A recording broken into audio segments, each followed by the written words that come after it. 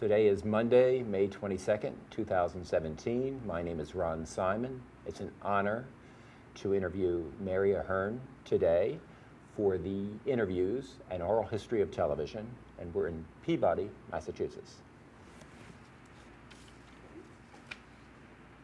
And we're rolling. All right, Mary, we'd like to take a few minutes just to get some background information, some simple questions. What was your name at birth?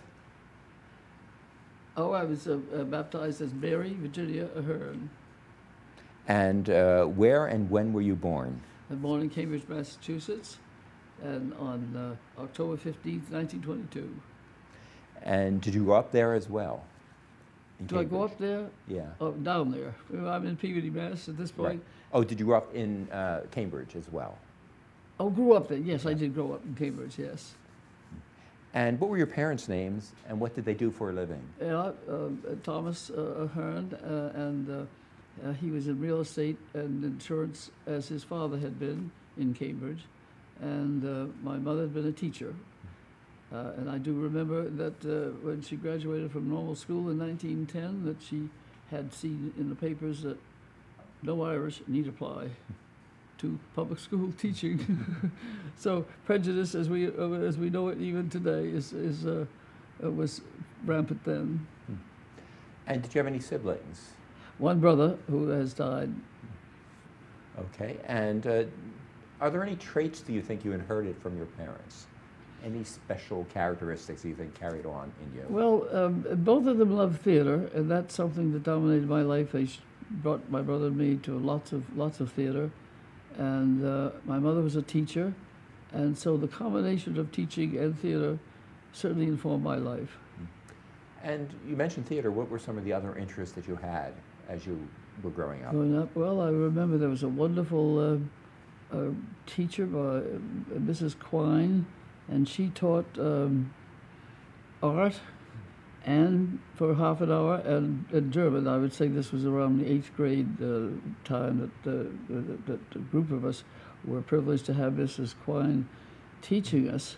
And I do remember we used the university prints to learn about art. And I'll never forget the first time I saw Rembrandt's The Night Watch, because I'd only remembered it as a, tiny university print, and there was that huge painting in Amsterdam in the great Rembrandt museum of that Night Watch. It was a revelation to me in terms of size, but the appreciation of art was something that was a wonderful early thing for me. Did you have a sense of what you wanted to be when you were growing up, or? No, if anything, I was very interested in all things. My mother having been a teacher, my 3 aunts, her aunts were teachers, and one was head of music in Cambridge, and my aunt Mary, my mother's sister, had been a teacher of disadvantaged children. So I had a broad range of interest in teaching, without any question. But I was very interested at an early age of all things Greek and Egyptian, and I think ancient history certainly interested me a great deal. And going to Cambridge High and Latin School, we had a teacher, Mr. Derry, who would give us in our free hours, if we wanted to have additional readings of the books of the Aeneid, we would go, 10 of us would go to do it. So I grew up in a very learned group of people. And where did you go to college, and what was your I went to major? Radcliffe in Cambridge, and Radcliffe has now been absorbed by Harvard. We had all Harvard professors, but it was a separate college. And what was your major at Radcliffe? Yes, I started out with some anthropology, I think, but I switched eventually to English Lit. And what English War II literature broke out when you were in college. Do you remember where you were on Pearl Harbor Day, December 7th, 1941? Pearl Harbor Day. Well, that was a Sunday, and it was my brother, who constantly listened to the radio, was the one that broke the news to us that we had been attacked. And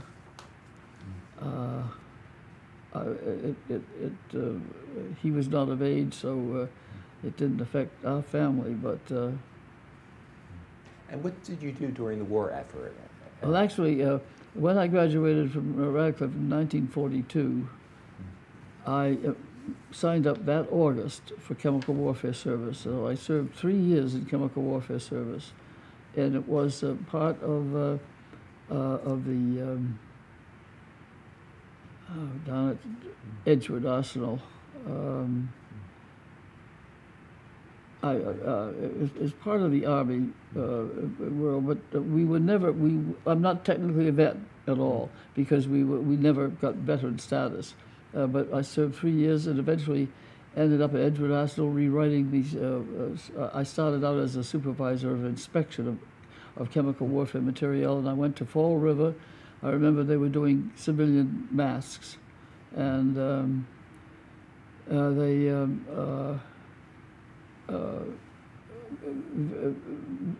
anyway, very soon I was in administration of it, and went down and did rewrite these things. We had a brilliant mathematician from University of California who talked about 100% inspection, even so past failures. And so with mathematical background, he told us how we could do selective inspection, and it saved a lot of men. Of course, all the men were going abroad to fight in World War II, and women were coming into the all air forces. In fact, the women who were ferrying planes now have veteran status. They applied for veteran status, and they have veteran status. Now, how did your work for the war effort lead you into broadcasting and to ABC? The one thing was that I had independent status. So as soon as I was in New York, and of course we knew nothing about the atomic bomb. We knew nothing about the Manhattan Project. Even in chemical warfare service, we did not know anything about it. And when that bomb was dropped, everybody knew the war was over. And so I applied for leave, and so I left within 2 weeks, and I was back in Cambridge, and signed up for a management training program that was being run by Harvard Business School. Harvard Business School was not allowing women into to matriculate at the business school at all until much later. But this was run by T. North Whitehead, son of the famous Alfred North Whitehead, and people who really cared about it. And what was wonderful about this whole program about learning about management training was that they had internships, which were novel in those days. And I had an internship to what was the brand new American Broadcasting Company in the Public Affairs Department, because people knew Bob's wife, Betty Sordak, who was Robert Sordak, who was head of the Public Affairs Department, American Broadcasting Company. And it was incredible that this internship led to my whole career. Well, could you talk about those first impressions of meeting Robert Sordak? And well, of course, it was a wonderful. ABC was brand new. Noble had bought it from, I can't remember. He was the lifesaver man, and with his fortunes of lifesavers, he had bought ABC, and it was the third network. There was NBC, you had two networks, Red and the Blue, and CBS, but ABC was fledgling, absolutely fledgling. What Robert Sordak, he'd been in radio. There was only radio, of course, at that time. In 45, only radio, and he'd been in broadcasting or radio. He'd been in it since I think 1933, in early 30s, and so he was a dean of that. And Public Affairs Department was so innovative; it was going into all kinds of radio programming, dramas, and of course public affairs discussions and everything.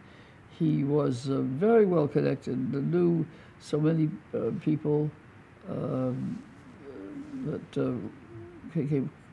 knew so many people. He himself had studied law, and so he was very much interested in programs on the law, and found the New York law firms, not the firms, but the associations, very interested in going on radio. So we started early.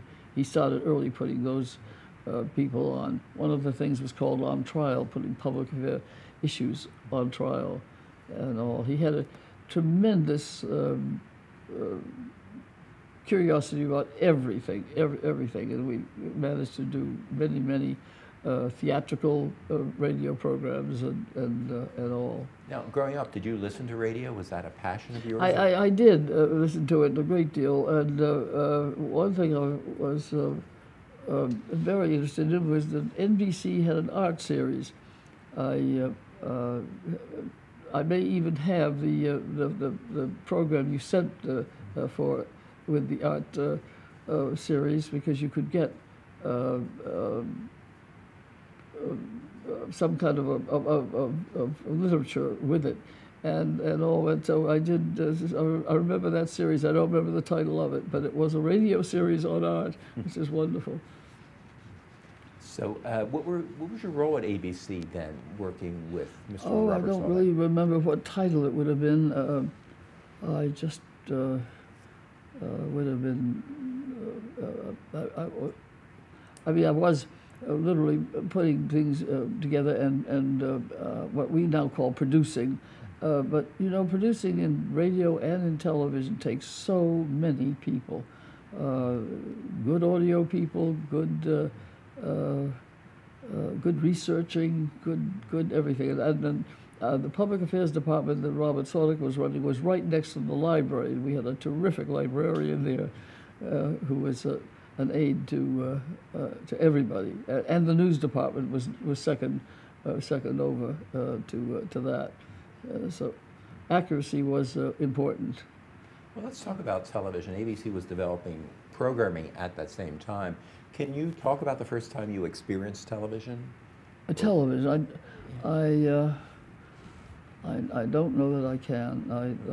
I did not see the famous thing, like it was 36 or whatever. There was some kind of television from the World's Fair, or 39, somewhere in there. There was a television experiment, but I don't remember the very first television thing I saw. But you moved from ABC Radio to ABC Television. Yes, in other words, it just was one. It was just one. Everything that was on radio went on television practically. And, so you were working for both radio and television? Yes, indeed. Yes, at the same time. And you'd mentioned in an earlier show that you worked for radio, then became a television series On Trial. Yes, yes, and it was with the. I wish I could remember the name of the organization. It's a trial lawyers have it. It's probably still in New York. Very prestigious group of people, and they were interested in going on to radio, and then eventually on trial. I think was on television too. I'd have to look up that. And there were some other series you worked on. There was a series called United or Not. Yes, and that was another idea that Bob had of that was the first show I think that came out from the United Nations, and was on network. You know, that was the lovely thing about having a whole network, coast to coast, exposure for these programs. Well, so many producers like Robert Salek were really concerned about American society after the war and wanted to give information to the audience to help think about where yes, America was yes, going. there was so much hope for the UN. There's no doubt about it, Ron. Tremendous hope that and of course Roosevelt backed it, and Mrs. Roosevelt backed it, and there was so much hope. We have to realize to this day, and look at the situation we're in right now. Mankind's,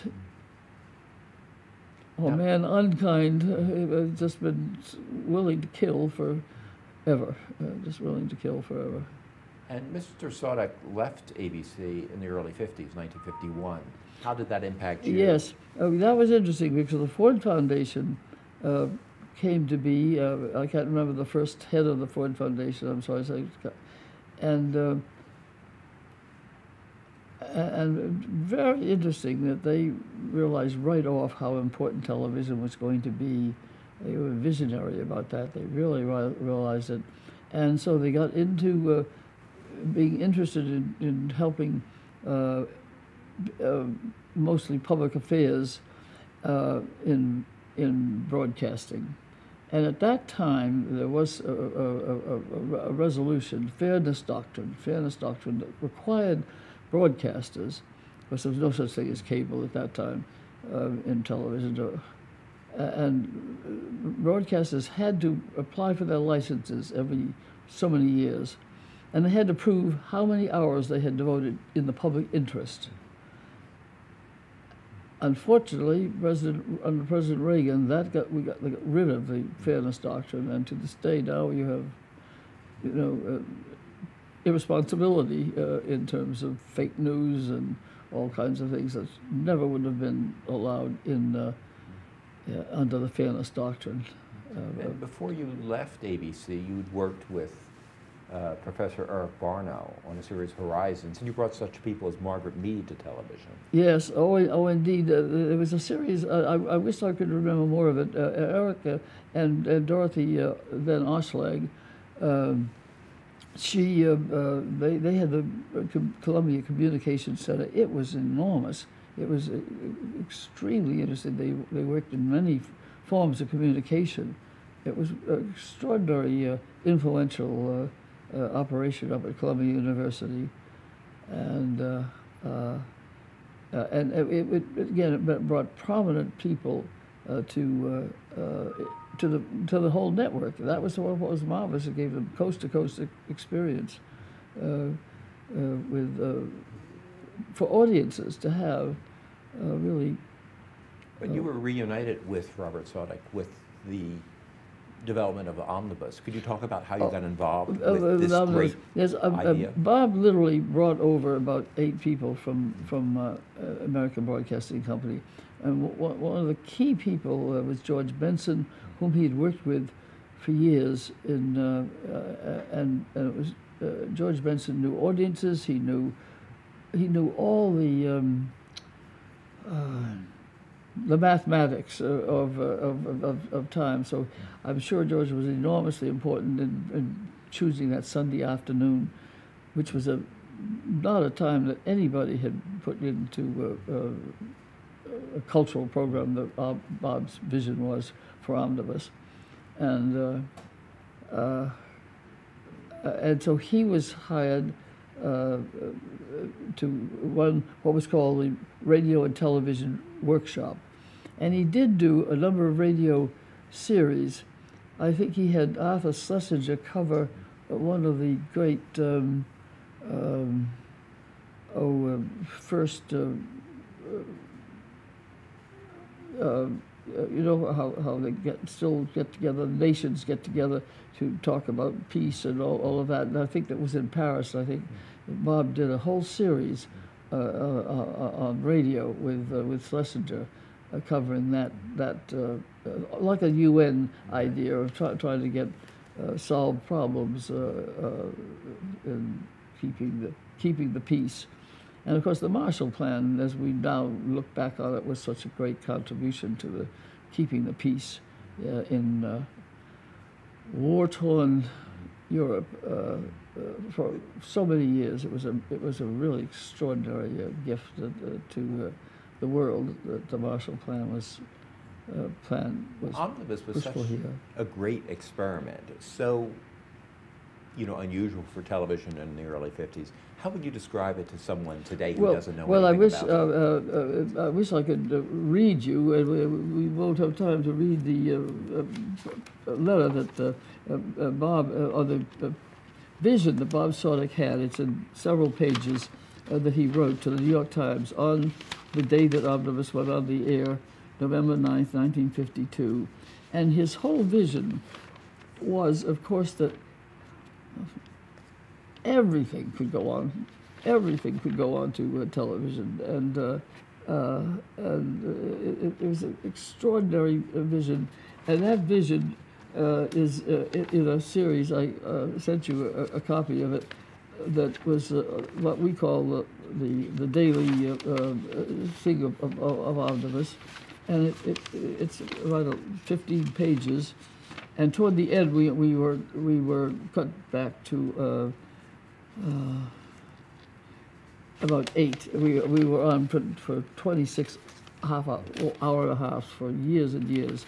And then the last year, we were on for 7 out of 8 years. We were off the air for 1 year. And that 8th year, we only had eight programs. And things were moving to the coast. The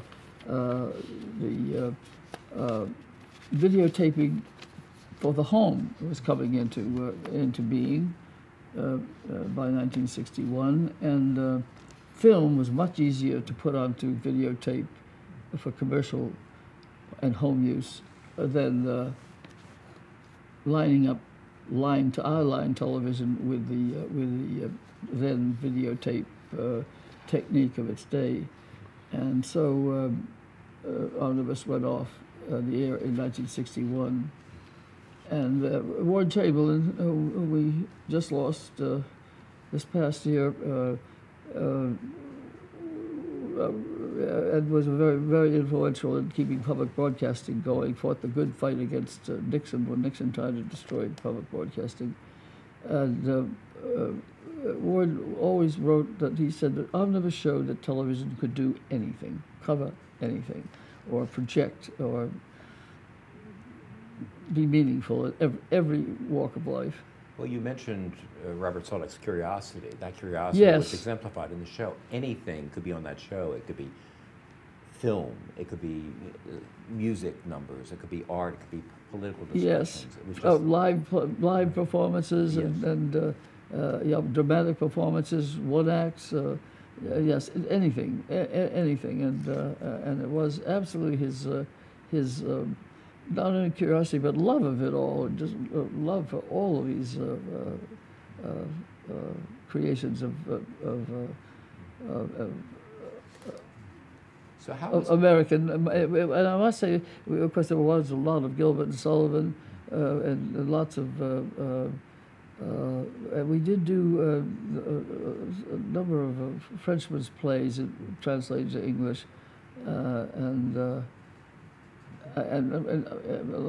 lot of drama, without any question. Well, we'll get to specific shows in a minute, but a question about how was Omnibus funded? That's a good thing. Ford Foundation funded Omnibus now for 4 years, if I remember correctly.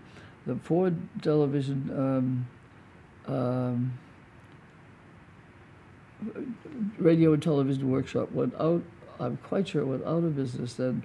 And what and I think we were on CBS for 4 years, and that would have been the end of that. I think the 4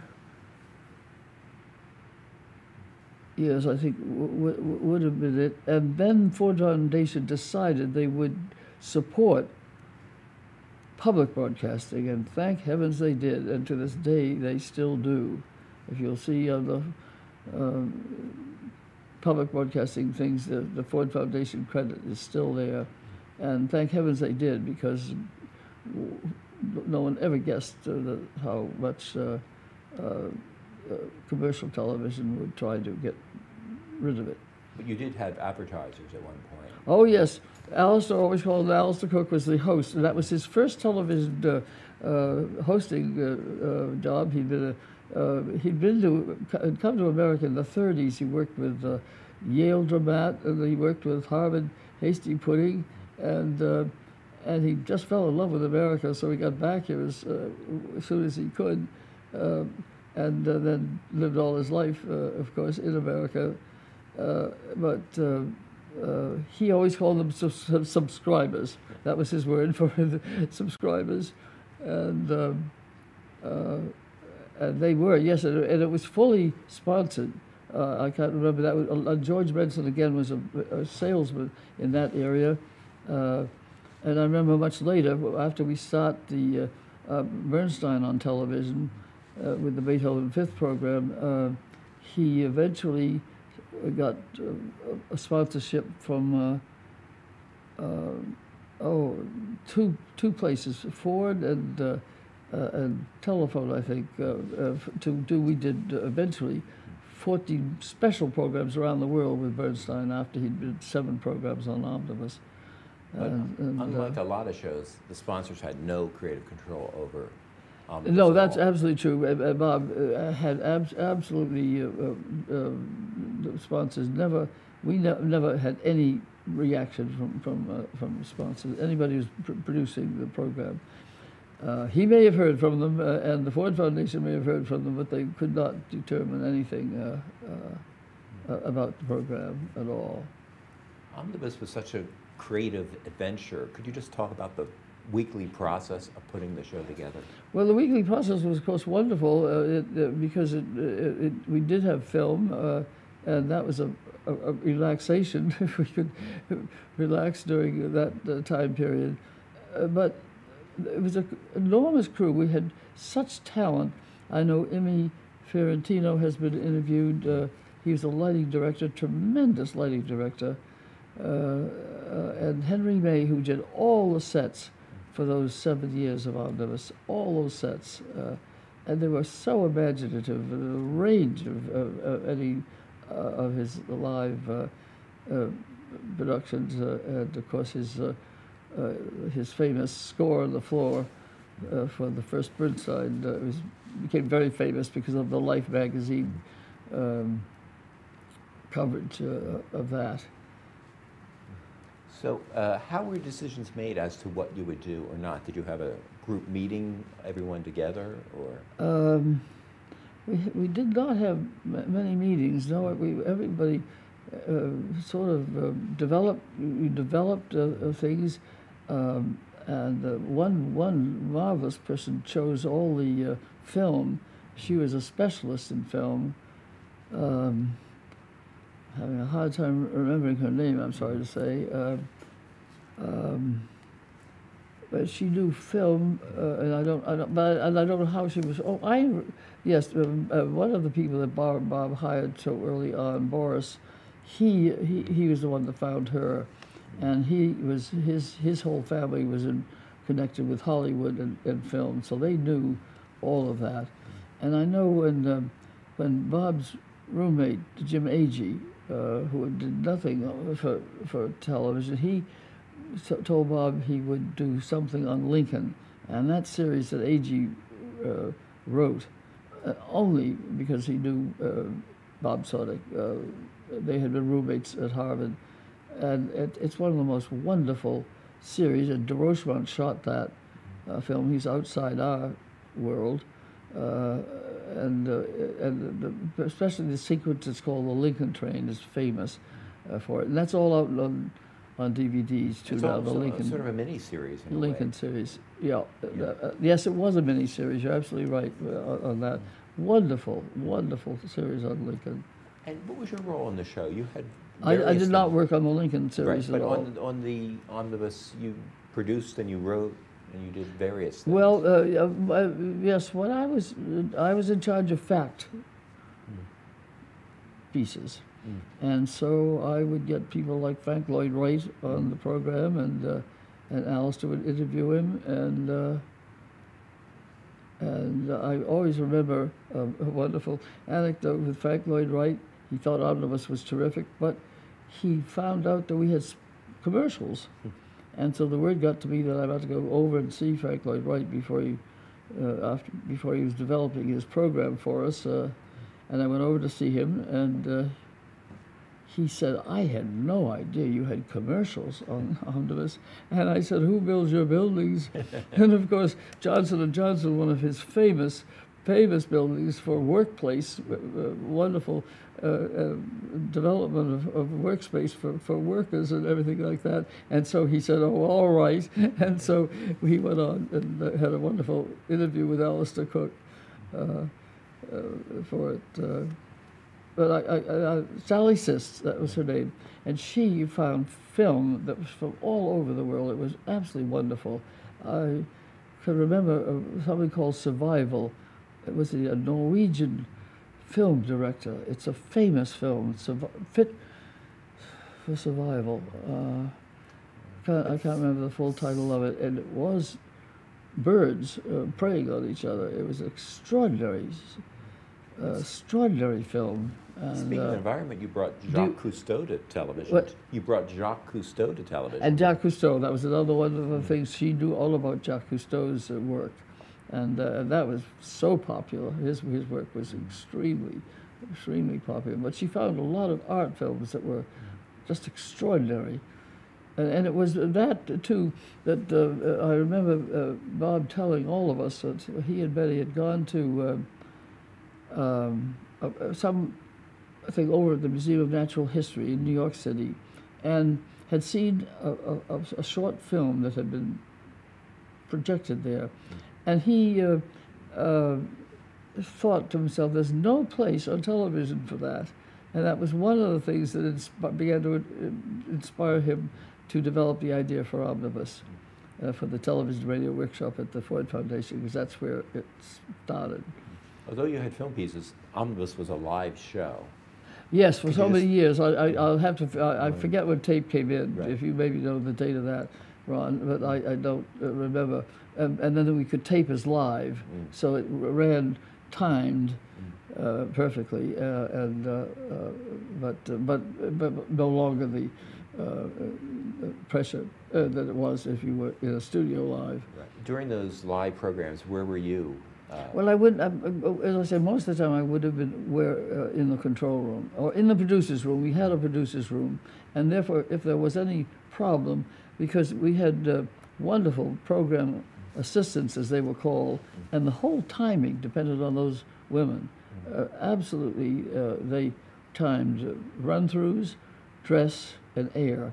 So they knew if anybody skipped anything, or as actors can skip lines and plays, and anything can happen with that. Their work was just incredible, and even until we went to tape, and tape changed everything, because you could edit tape and didn't have to. You didn't have to worry as much as you did. Everything had to be perfect for live television. There's so many different elements to Omnibus. One person called it an intellectual vaudeville. Was it intellectual vaudeville? Vaudeville, yeah. Who did that? Who said? It's just somewhere I read that. So it's a great description. That's wonderful. I never heard that one. Right. Now, it was Robert Saudick who paced the show and put all the different... well, absolutely, yes. He had the final say on anything. Absolutely, yes, on anything. But he embraced his own world was so vast. He was interested in everything. Well, you had some really great colleagues that you worked with. Yes. And you mentioned a few, but a few that we haven't talked about yet. Could you talk about working with Paul Feige? Oh yes, I'd love to talk about Paul Feige, because what was extraordinary was. And going back again for a moment to Bob, Bob knew all the New Yorker people, the New Yorker magazine, and they had a system of having people come in or send in ideas, and I'm not a lawyer, but I think it was called a quit claim. If they never heard from us again, but they were paid money for the idea, and they might never hear from us again. And under that system, we were sent by a wonderful conductor a series of things, and in that series of things about Beethoven, he wanted us to talk about Beethoven going deaf and how he could still compose, although he was deaf, which was not exactly an omnibus favorite work. But in that thing, he had sent a sketchbook that Beethoven kept, and in this particular sketchbook, it was the ideas, sketches for the Fifth and Sixth Symphony. And that intrigued me. I knew all about Dickens's notes, and I knew authors had done it, but novelists had done it. I never knew that musicians did it. And so Paul had worked with Bernstein on the Town, and did not know him well, but knew him well enough to bring us together for lunch. And we did. And Lenny had never seen these sketches at all, and I knew that there was a photograph of the whole Beethoven Fifth down at the wonderful musical collection at the New York Public Library. I hope they still kept it, because they had a fantastic collection of music scores, and we went down and saw that score. And I remember coming out on Fifth Avenue with Lenny, and he said, "You know what I could do?" Because he knew the score, of course, backwards. He'd conducted the Beethoven Fifth many times. He said, I could look at where he would have put those sketches and why he rejected them. And that was the first program we did with Bernstein on television. And there's a famous picture which I have here, and I think you have a picture of it too. I don't know that I have it right here, but it's from Life magazine, and it was the whole page. And what Henry May had decided to do, and I don't know how that came about, which is a brilliant idea, to have the first page of the conductor's score on the floor, and then Lenny or whoever thought of it, because Lenny being such a theatrical man himself, put each one of the instruments that would have been on that thing, and so you saw how many sections of an orchestra were right from that orchestra score on the floor. And it became famous overnight because Life did it within a week or two. I can't remember the date of it now, but we have the picture right here of it. And it is extraordinary. Roy Stevens, Bob had hired to do omnibus photographs, and it was a great picture. Roy enjoyed a long time with that success of that photograph. Now, did you know instantly that Leonard Bernstein would be a great teacher, one of the best communicators No, and I hadn't ever? realized, Ron, I hadn't realized either that he'd been teaching up at Brandeis in good old Massachusetts here, and I had no idea he's a born teacher, wanted people to learn, and after we did the 7 programs with us on Omnibus, which fortunately are available on CD, which is wonderful, David Thomas, who worked with Bob subsequently too, had gotten all of those out wonderfully well, and then Roger Englund did the young people's concerts on CBS, which was another wonderful area for him. So after the great success of Beethoven's Fifth, did you then offer Leonard Bernstein anything he wanted to do on television? He could. No, but we kept working. I kept working with him, and we developed a series of things. And he had I don't have all of them right here at mind, but he wanted to do so many ideas he had for music, and I wish I'd brought that. Did you work with him on the script? Because the scripts are thrilling. Well, yes. What Lenny would do would be a draft just what he wanted to do, and then we would go to work on the script. And of course, he knew so much. What he didn't realize is that, and I was a perfect foil for that, that people did not know what he knew about it. So he would then be forced into making more explanation about it. I particularly remember that when it came to working on the Norton lectures with him, which Harvard wanted him to do eventually, and which he did much against the 12-tone, which was being taught everywhere, the 12-tone thing, and he was against the 12-tone. He thought it had to be the harmonic thing. But I remember this is the kind of thing that would happen, and he would just make reference to the harmonic series, as if everybody in the audience would know what the harmonic series was, including Mary, would not have known what the harmonic series. I never studied music. And then he would realize, and I remember he said, "Don't tell me I have to do the harmonic series." And yes, he had to do the harmonic series. And Alex Ross in the New Yorker, within the last 3 or 4 years, I can't remember, wrote up, "It's the best explication of the harmonic series ever given." And so it has a life of its own now, long after Lenny has gone.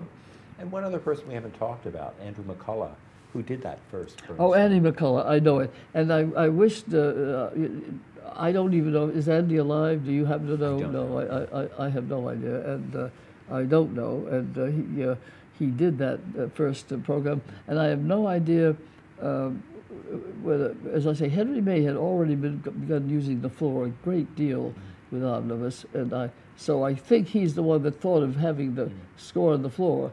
And it would occur to me that it would be Lenny that would do that, but I don't know. Andy may have been all part of that too, working that out.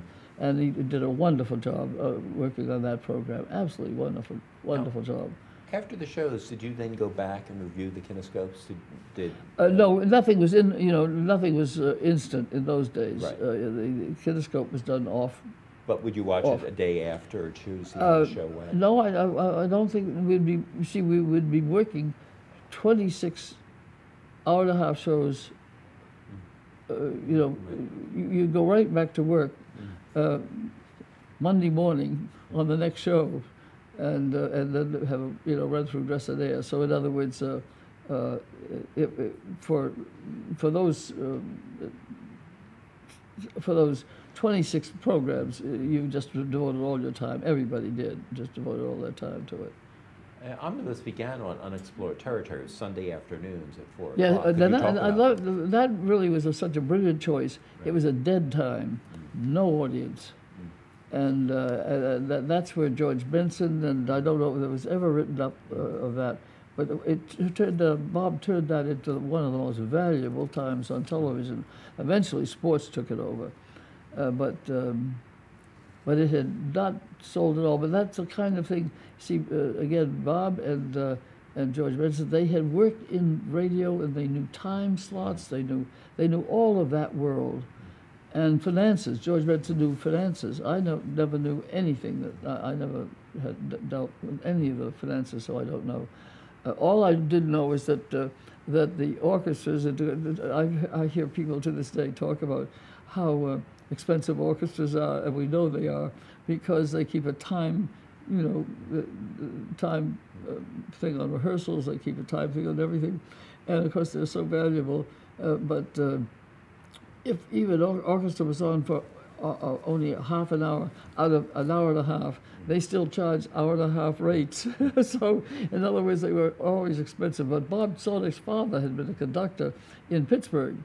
And so Bob adored orchestras and adored conductors, and so it was an absolutely marvelous combination. And the Ford Foundation's obviously tremendous. I mean, it was so wonderful because the sponsors had no input, and the Ford Foundation had no input. I can't remember. I wish I remembered some of the names from the Ford Foundation because they were big supporters of Bob's efforts in Omnibus. They were very thrilled with the program. And we talked a little bit about Alistair Cook. Did he write his scripts? He was such yes, a great Alistair host. Was totally independent. Yes, totally independent, and a wonderfully gifted man. One of the things I can remember was when we had Peter Ustinov, Paul and Mary, Peter, and they wanted to do some Gilbert and Sullivan, and Alistair could sing right along with them, with the repeating over and over again their technique of repeating words and songs.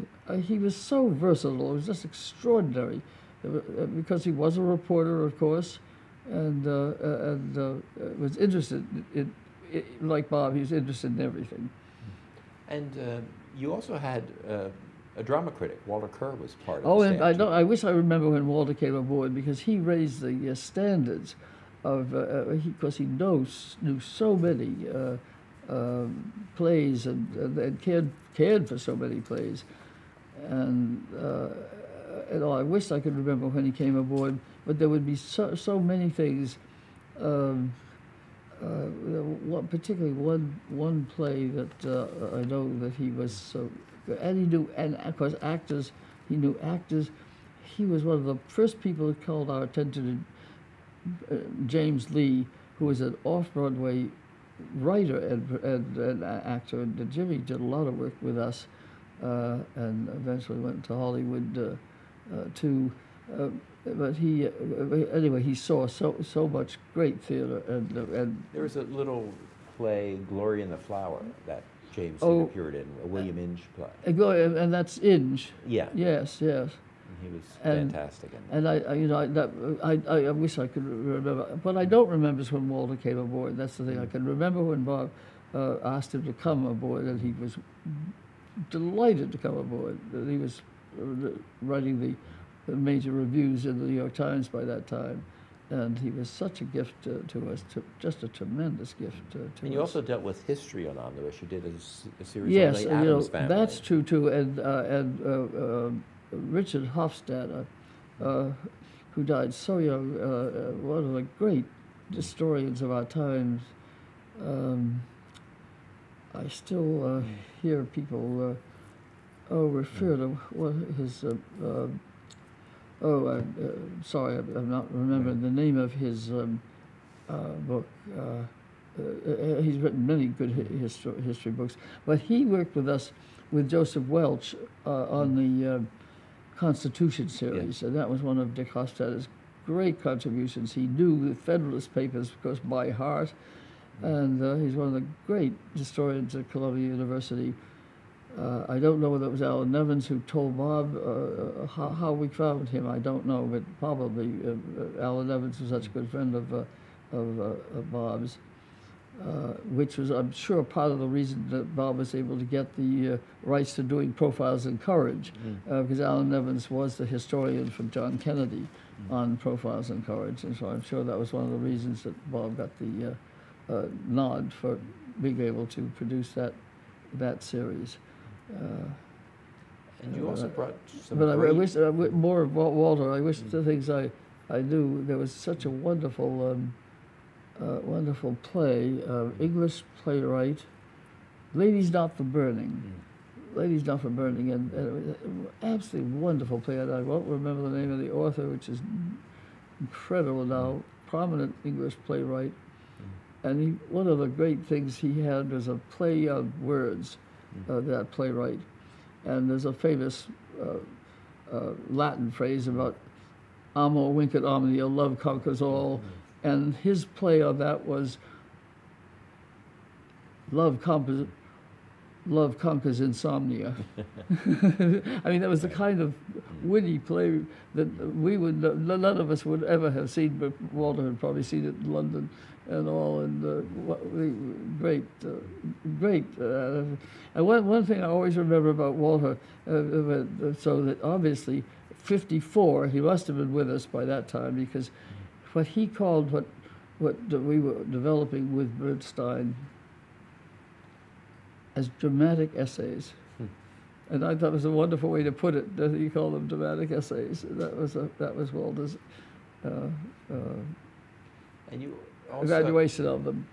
And Omnibus also had creative pairings, two people from two different professions, like Gene Kelly with Sugar Ray Robinson. Oh, Could you talk about how Gene Kelly well, and did one of the Sugar Ray greatest- is another direct connection to Bob. Yes. They had grown up with each other in Gene Kelly, yeah. Gene Kelly and Rob Sonic had grown up in Pittsburgh, and they had if I remember correctly, that they had fought, and I think Gene won. But they remained friends, and this was the first time Gene went on television, and he develop this marvelous. I think it was an hour by now. I think we were on NBC, and I had to look it up. But an hour called "Dancing's a Man's Game," and of course he knew all the great baseball players, and then. I mentioned that skater earlier, Dick Button, and the skill in skating, and so he had all these marvelous athletes, and then he would put it together into a. He was a choreographer in addition to being, of course, a dancer himself, and it was absolutely wonderful, such magic, and it's a wonderful program. So I think we're going to take a short break. And Sugar Ray is so delightful in that sequence that he has with doing some tap dancing. Yeah, wonderful. Again, but that was Bob's connection to him, and that he would do it. Wonderful. I think we're going to take a short break. We're going to do a little change here. So.